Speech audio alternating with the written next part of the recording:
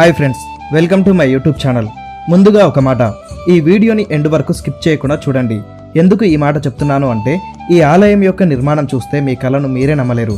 అలాగే ఆలయం పక్కనే ఉన్న అతిపెద్ద కోనేరు, వీటితో పాటు పూర్తిగా శిథిలమైపోయిన పాత దేవాలయం వీడియోలని మీకోసం క్లియర్గా ఈ వీడియోలో చూపించాను. ఈ ఆలయం పాత గుడి వీడియోని ఇంతవరకు ఎవరూ చూపించలేదు. బట్ మీకోసం ఆ పాత గుడి లోపలికి వెళ్ళి లోపల ఏముందో మొత్తం చూపించాను. వాటన్నింటినీ మిస్ అవ్వద్దు అనుకుంటే వీడియోని స్కిప్ చేయకుండా ఎండింగ్ వరకు చూడండి. మీరు ఖచ్చితంగా ఆశ్చర్యపోతారు. ప్రజెంట్ మనం వచ్చేసి మన మహబూబ్నగర్ జిల్లాలో ఫేమస్ టెంపుల్ అయిన గంగాపురం శ్రీ లక్ష్మీ చెన్నకేశవ స్వామి ఆలయం దగ్గరకు వెళ్తున్నాం. ఈ వీడియోలో ఇంతకు ముందు ఎవరూ చూపించని విధంగా ఈ ఆలయం చరిత్రను క్లియర్గా చూపిస్తాను. ఈ టెంపుల్ మహబూబ్నగర్ డిస్టిక్కు దగ్గరగా ఉన్న జడ్చర్ల నుంచి దాదాపు 5 కిలోమీటర్ల దూరంలో ఉంది. ముందుగా ఈ ఊరిలోకి ఎంటర్ అవ్వగానే పూర్వకాలంలో ఈ ఆలయాన్ని దర్శించుకోవడానికి వచ్చే భక్తులు విశ్రాంతి తీసుకోవడానికి వీలుగా కట్టినటువంటి ఈ నిర్మాణం మనకు కనిపిస్తుంది. దానిని దాటి ముందుకు వెళ్తే ఆలయం వస్తుంది. ఈ గంగాపురం దేవాలయం దక్షిణ భారతదేశంలో ఉన్న ముఖ్యమైన దేవాలయాల్లో ఒకటి. ఈ ఆలయం గురించి స్కంద పురాణాల్లో వివరించారు. చాళుక్యులు పరిపాలించినప్పుడు ఈ గ్రామం ఉపరాజధానిగా ఉండేదట. ఈ గ్రామాన్ని పూర్వం త్రైలోక్య మల్లకేశవాపురంగా పిలిచేవారని ఇక్కడ లభించిన శాసనాల ద్వారా తెలుస్తుంది. 11వ శతాబ్దంలో పశ్చిమ చాళుక్య రాజైన మొదటి త్రైలోక్యమల్ల సోమేశ్వరుడు తన పేరున త్రైలోక్యమల్ల కేశవపురం అయిన ఈ గ్రామంలో శ్రీ లక్ష్మీ చెన్నకేశవ స్వామి ఆలయాన్ని నిర్మించారని పాల్కూరికి సోమనాథుడు తన పండితారాధ్య చరిత్రలో వివరించాడు. ఈ ఆలయంలో ఉండే శిల్పకళ మన కళ్ళని కట్టిపడుస్తుంది. ఈ ఆలయానికి ఈశాన్యంలో అతిపెద్ద కోనేరు ఉంది. ఇక్కడ లక్ష్మీ సమేతుడైన నారాయణుడు చెన్నకేశవుడుగా స్వయంభువుగా వెలిశాడని పురాణాలు చెబుతున్నాయి. అలాగే ఈ ఊరికి మరికొన్ని పేర్లు కూడా ఉన్నాయి. కృతయుగంలో మత్స్యపురిగా, త్రేతాయుగంలో దురిత కోలాహలంగా, ద్వాపరయుగంలో మాయాపురంగా, కలియుగంలో గంగాపురంగా ఈ గ్రామాన్ని పిలుస్తున్నారు. ఆలయం ముందు ఉండే నల్లరాతి దేవతా విగ్రహాలు అలాగే ప్రధాన ద్వారం అద్భుతమైన శిల్పకళతో కనిపిస్తుంది.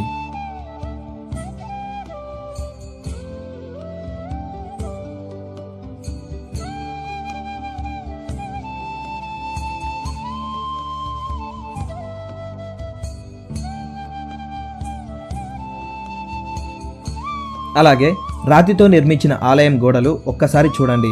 రాళ్లతో చెక్కిన పువ్వులు, ఏనుగుల గుంపు డిజైన్స్ చాలా అందంగా ఉంటాయి.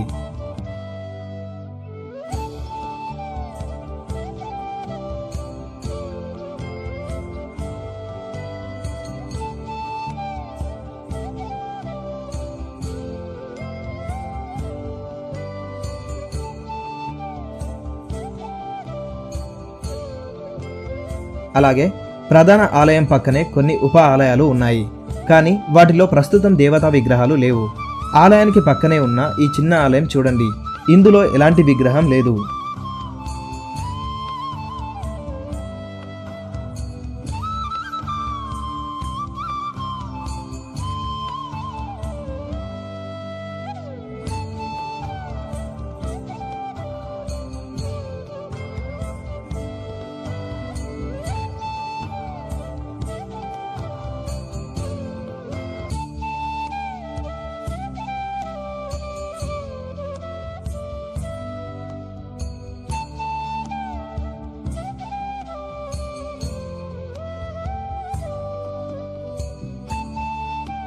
ఈ ఆలయం చుట్టూ అద్భుతమైన చిన్న చిన్న శిల్పాలతో గోడలను నిర్మించారు. చూడండి ఎంత అద్భుతంగా ఉన్నాయో.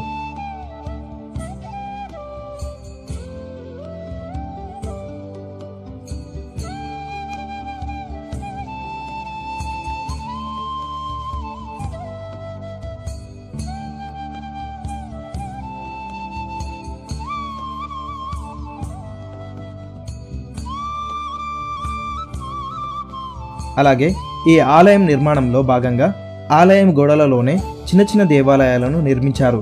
కానీ ప్రస్తుతం అందులో ఎలాంటి విగ్రహాలు లేవు. అలాగే ఇక్కడ యుద్ధంలో పాల్గొంటున్నట్టు ఉన్న ఏనుగుల గుంపు విగ్రహాలను కూడా చాలా క్లియర్గా చెక్కారు.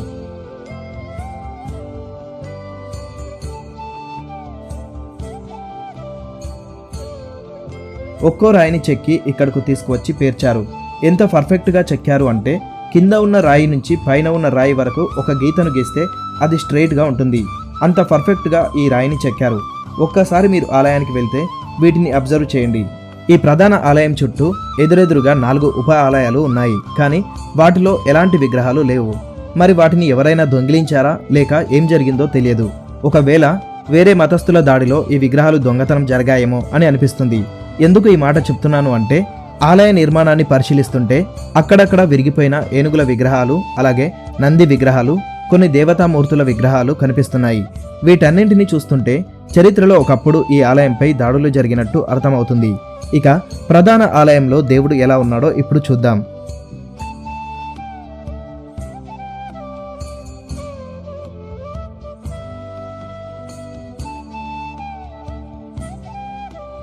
స్వామివారికి ఎడమ వైపున లక్ష్మీదేవి అమ్మవారి విగ్రహం ఉంటుంది. ఈ అమ్మవారిని దర్శించుకోవడం మర్చిపోకండి. ఇదిగో స్వయంభూగా వెలిసిన శ్రీ లక్ష్మీ చెన్నకేశవ స్వామి నిజమైన విగ్రహం. స్వామిని దర్శనం చేసుకుని ముందుకు వస్తే అద్భుతమైన గర్భగుడి మండపం నిర్మాణం మనకు కనిపిస్తుంది. ఆలయం వెనుక భాగం నుంచి చూస్తే ఎంత అందంగా నిర్మించారో కనిపిస్తుంది. మన మహబూబ్ నగర్కు దగ్గరలో ఇంత అందమైన గుడి ఉంది అంటే ఎవరు నమ్మరు.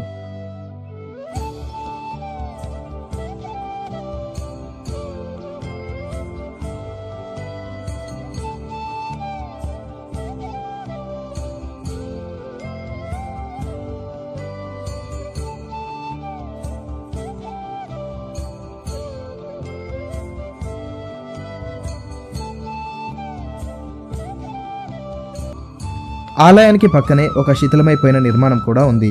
ఇది పూర్వం ఆలయమో లేక విశ్రాంతి తీసుకోవడానికి ఉపయోగించారో తెలియదు, కానీ పూర్తిగా శిథిలమైపోయింది.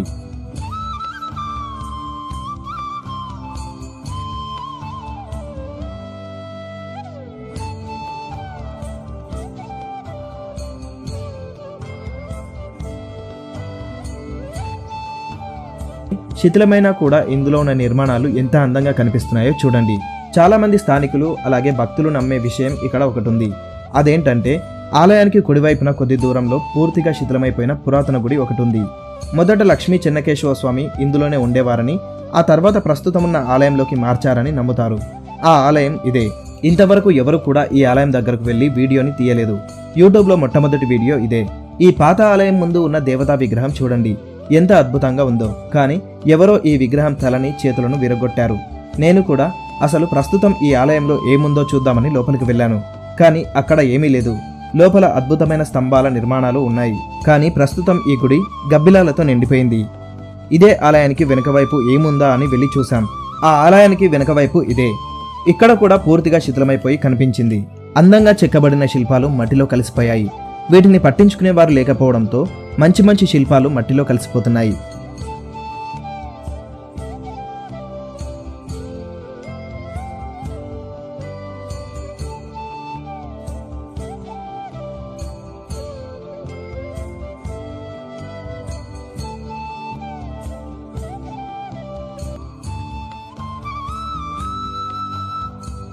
ఇక ముఖ్యంగా ఆలయానికి ప్రధాన ఆకర్షణ అయినటువంటి కోనేరును ఇప్పుడు చూపిస్తాను. ఈ కోనేరును మెట్ల ఆకారంలో కిందకు వెళ్తున్నట్టు చాలా లోతుగా నిర్మించారు. లోపలికి దిగడానికి మెట్లను ఏర్పాటు చేశారు. ఈ కోనేరులో ఏ కాలంలో అయినా కూడా నీరు ఉంటుంది.